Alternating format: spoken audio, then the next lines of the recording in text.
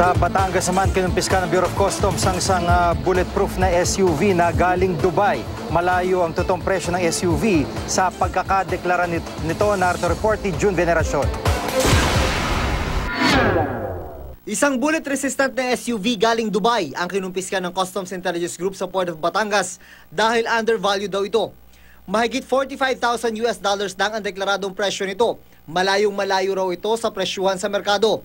Hindi rin dineklara na bullet-resistant ang sasakyan. May spot check pa lang eh. Siyempre pag spot check, alam mo na kagad kung bulletproof o hindi. Parang ganyan.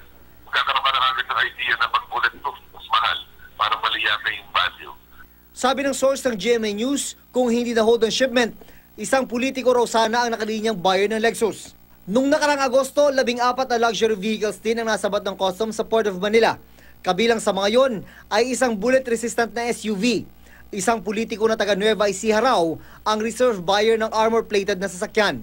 Sabi ng mga nasa armoring business na nakausap ng GMA News, tumataas daw talaga ang demand para sa mga bullet-resistant na sasakyan tuwing papalapit ang eleksyon. Ang karamihan daw sa kanilang mga parokyano ay yung mga politiko na nasa mga probinsyang madalas mainit ang eleksyon.